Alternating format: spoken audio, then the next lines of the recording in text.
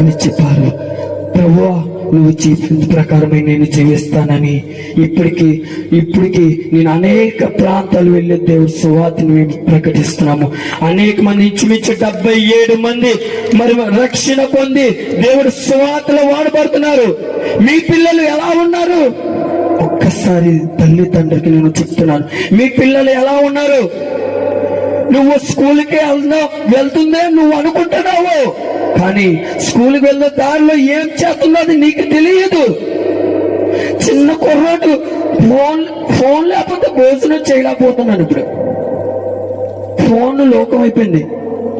కానీ నువ్వు ఫోన్లు ఇవ్వకంట, నువ్వు పరిశుద్ధ బైబిల్తో చదివించి దేవుడి భక్తిలో నడుపు. మీ కుమారులు మంచి స్థాయిలోకి వస్తాడు.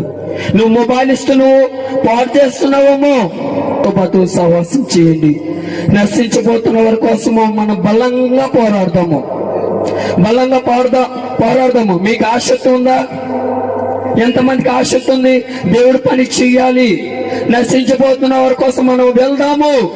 ఈసారి నుంచి ఇప్పటిదాకా ఏదో జరిగిపోయింది, ఇప్పటి నుంచి నేను దేవుడి సన్నిధిలో నడుస్తాను. ఆ సంఘం ఈ సంఘం అనవద్దు, మీ సంఘంలోనే వాడబడండి. మేము అనేక ప్రాంతాలు వెళ్తున్నాము, వాళ్ళ స్థానిక సంఘంలో పాస్టర్ గారికి మేము అభ్యర్థిస్తున్నాము. కానీ వాళ్ళు మా దగ్గరకు వచ్చాలని మేము ఎప్పుడూ ఉండగలేదు. నేను ఏ స్థాయిలో ఉన్నానో మీరు కూడా అదే స్థాయిలో ఉండాలి.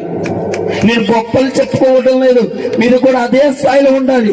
ఏంటంటే మీరు ఆ స్థాయిలో ఉంటే నాకు ఎంతో సంతోషము. దేవుడు నన్ను లెక్క అడుగుతాడు, అప్పుడు నేను చెప్పాలి. మరి తొందరలో నేను నా సాక్ష్యం ఫుల్గా